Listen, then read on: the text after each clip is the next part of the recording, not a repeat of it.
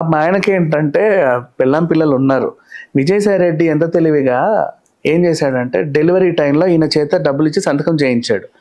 ఎందుకు అంటే ఆయనకు తెలుసు ఫ్యూచర్లో ఒకవేళ శాంతి ఎదురు తిరిగితే ఏంటి, ఇప్పుడు ఎవరో నాకు తెలియదు మధ్యలో వచ్చింది, ఒకవేళ ఫ్యూచర్లో ఎదురు తిరిగితే ఎందుకైనా మంచిదని సుభాష్ చేత సంతకం పెట్టించాడు.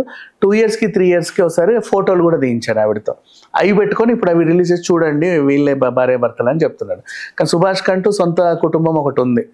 మరి ఇప్పుడు వాళ్ళందరూ ఎవరు బయటికి రావట్లేదు, అంతా సైలెంట్గా ఉంది వాళ్ళ వ్యవహారం. మాత్రం విజయసాయి రెడ్డి మాత్రం గట్టిగా ఎదుర్కొంటున్నాడు, నాకు సంబంధం లేదు నాకు సంబంధం లేదని.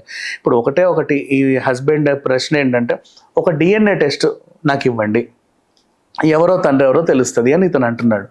ఇప్పుడు విచిత్రం ఏంటంటే అందరూ నెటిజన్స్ మాట్లాడేది, ఒకవేళ 3కి నెగిటివ్ వస్తే అప్పుడేం చేస్తావు, ఈ 3కి నెగిటివ్ వస్తా 4ోడు ఎవడని ఎక్కడ ఎత్తుక్కుంటాం. సో ఇలా ఉంది పరిస్థితి. ఏదైనా శాంతే చెప్పాలి, ఈ బిడ్డకి తండ్రి ఎవరని తల్లి చెప్పాలి తప్పితే ఆవిడని డిమాండ్ చెయ్యి. ఎందుకంటే ఆవిడని అడిగే హక్కు నీకుంది, బికాజ్ లీగల్ గా మీకు ఇంకా విడాకులు అవ్వాలా. మీరు ఏదో సంతకాలు పిచ్చి పిచ్చి నోట్ల మీద రాసేసుకొని విడిపోయానని ఎడమొహం పెడితే కుదరదు. ఇక్కడ కోర్టు కంటూ కొన్ని రూల్స్ ఉంటాయి కదా. వివాహం నువ్వు ఎలాగైనా చేసుకో, ఎక్కడైనా చేసుకో, అది కూడా రిజిస్టర్ అవ్వాల్సిన అవసరం ఉంది. బట్ వివాహం ఎలా చేసుకున్నా చెల్లుద్ది, కానీ విడాకులు మాత్రం చట్ట ప్రకారంగానే జరగాలి. అప్పటి వరకు ఈయన ఆవిడకి భర్తే. ఓకే, మొత్తానికైతే చాలా పెద్ద తలకాయలు అయితే రాబోయే రోజుల్లో బయటికి రాబోతున్నాయి అనేసి అని అంటున్నారు, అంతేనా? బట్ ఎంతవరకు ఇది కంటిన్యూ అవుతుంది అనుకోవాలి. ఎందుకంటే చాలా మట్టుకు మనం ఇయర్స్ లో చూస్తూనే ఉన్నాం, ఒకటి అగ్గి రాజేస్తారు, కొన్ని రోజులు అలా పోగొస్తుంది, ఆ తర్వాత చల్లారిపోతుంది, ఎక్కడికో వెళ్ళిపోతుంది ఈ విషయం. జస్ట్ ఇప్పుడు ఏంటంటే విజయసాయి రెడ్డి ఉన్నాడు కాబట్టి ఇప్పుడు వైఎస్ఆర్సీపీకి మూలాలు ఇవన్నీ ఉన్నాయి కాబట్టి లాగించే ప్రయత్నం చేస్తారు. ఎప్పటివరకు సాగుతుంది అసలు? నన్ను పర్సనల్గా అడిగితే ఇది సాగాలనే కోరుకుంటాం. బికాస్ గొడవ పడే వరకే నీకు అధికారం ఉంది, సెటిల్మెంట్ అంత తొందర చేయొద్దు మనం చెప్పాలి. లేదు వాళ్ళు త్వరగా సెటిల్మెంట్ తీసుకుంటే మనం ఎందుకు వాగడానికి ఉండాలి కదా. త్వరలో పెద్ద పెద్ద తలకాయలు అన్నీ దొరుకుతాయి. అయితే విజయసాయి రెడ్డి ఏం చేస్తున్నాడు అంటే ఇప్పుడు ఉల్టా ఛానల్ అని చెప్పాడు కదా, అదేం ఛానల్ కాదు.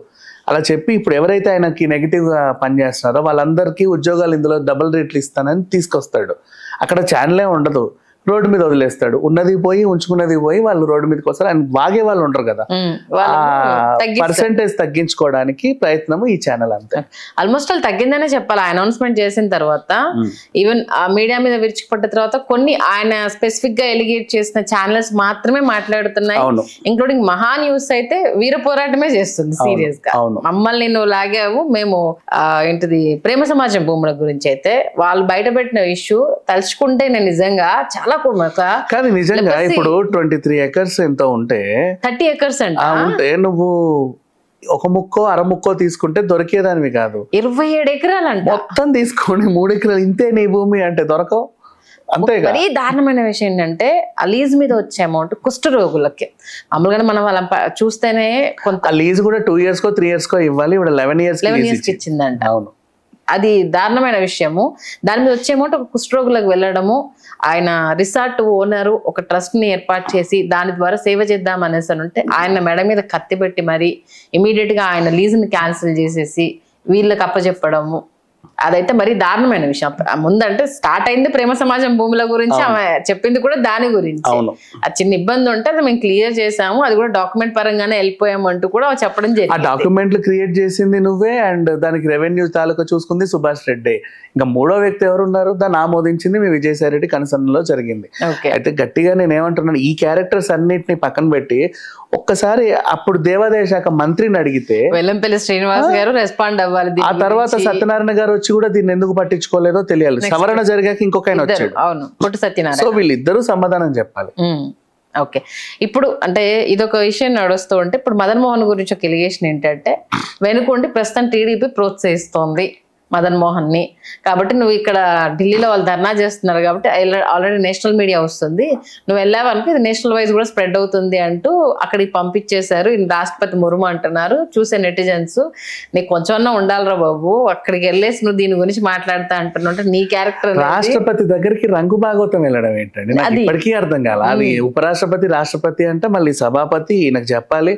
అండ్ SC/ST అట్రాసిటీ కేసు మీద వాళ్ళు తాడేపల్లికి కూడా ఇష్యూ ఇండియా లెవెల్లో రాష్ట్రపతి దగ్గరికి ఎందుకు? ఇప్పుడు అందరు నవ్వుకుంటున్నారు. ఆయన అసలు మన పార్లమెంట్ ముందు కూర్చొని ధర్నా చేయడమే విచిత్రం చెప్పాలి అంటే. సరే ఇంకా టీడీపీ వాళ్ళు ప్రోత్సహిస్తున్నారు అంటే ఎప్పుడైనా అవతల పార్టీ వాళ్ళ మీద ఏదైనా ఎలిగేషన్ పాస్ అయింది అంటే వీళ్ళ అకౌంట్లో వేద్దామని వాళ్ళు, వాళ్ళ అకౌంట్లో వేద్దామని వీళ్ళు, అందరూ వాడుకుంటారు. అది కామనే. బట్ ఈయనకు బుద్ధి ఉండాలి కొంచెం అయినా. ఇప్పుడు ఆ పిల్లల్ని చూసుకునే బాధ్యత ఈందే లీగల్ గా. మళ్ళీ ఇంకో మాట అంటే నాకు విచిత్రమైన విషయం అంటే, ఆ పిల్లాడికి రేపు తండ్రి ఎవరో తెలియాలి, నలుగురిలో ఆ పిల్లాడు నువ్వు రోడ్డు మీద వేసేసి ఇప్పుడు ఆ పిల్లాడికి తండ్రి ఎవరో తెలియాలి అని అంటే చెప్పకపోతే అసలు తెలిసేది కాదు. నీ ఆడపిల్లలు ఇప్పుడు రోడ్డు మీద పడ్డట్టే ఆల్మోస్ట్ ఆల్. అంటే ఈమె తల్లి అంట అనేసి నీ ఆడపిల్లల భవిష్యత్తుని రోడ్డు మీద పెట్టావు. వాడు సరే నువ్వు ఫ్యామిలీలో తెలుసుకోవాల్సిన విషయాన్ని అంటే ఇక్కడ ఒక ఎంపీ క్యాండిడేట్ ఉండడం వల్ల ఇది తెర మీదకి వచ్చింది, వాడిని రోడ్డు మీద వేసేసావు. నీ స్వార్థం కోసం 30 కోట్లు నువ్వు డిమాండ్ చేస్తావు. సుభాష్ రెడ్డి ఫ్యామిలీ రోడ్డు మీద పడింది. అందరికి ఇప్పుడు ఏంటంటే లీగల్ గా అక్కడ వచ్చిన ఒక 3 ఫ్యామిలీలు అయితే అవునన్నా కదన్నా రోడ్డు మీద పడ్డాయి కదా. అందరినీ రోడ్డున పడేసి లాస్ట్ కి మళ్ళీ మావిడ వెరీ గుడ్ అంటాడు ఇలా. చూడు యూటర్న్ మొత్తం చేయాల్సిన డ్యామేజ్ అంతా చేసేసి లాస్ట్ కి వచ్చి అసలు ఏమీ తెలియదు పాపం శుద్ధ పూస మావిడ. లాలూచి పడ్డట మరి వైఫ్ తోటి. ఇంకంతే కదా ఆవిడ. ఇప్పుడు ఇటు నుంచి వెళ్ళింది వ్యవహారం ఏంటంటే, శాంతికి ఆల్రెడీ అడ్వకేట్లలో మంచి సంబంధం ఉంది, తను లా చేసింది.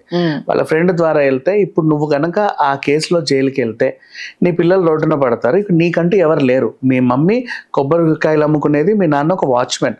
వాళ్ళు చదువులేదు, ఎవరికి ఎడ్యుకేషన్ లేదు. నీ తరఫున ఎడ్యుకేటెడ్ అయ్యి గట్టిగా పోరాడేది మదన్ మోహనే. ప్రజెంట్ ఆయనతో నువ్వు కటిఫ్ చెప్పుకున్నావు. నువ్వు ఆ లింక్ను కొనసాగిస్తేనే మీరు ఒక అండర్స్టాండింగ్ వస్తే బాగుంటది. అందులో మదన్ మోహన్ గోల్డ్ మెడలిస్ట్. అవును. ఇప్పుడు ఆయనకి కాల్ చేసి సరే కాంప్రమైజ్ అవుదాము, ఎక్కడెక్కడ ఏమేమి ఉన్నాయి నేను చెప్తా, నేను లోపలికి వెళ్తే తీసుకురావాల్సిన బాధ్యతని ఏదైనా ఓవర్ నైట్ ఫోన్ చేస్తే తెల్లారేసరికి ప్లేట్ ఫిరాయించి యూటర్న్ తీసుకున్నాడు. ఇది జరిగింది.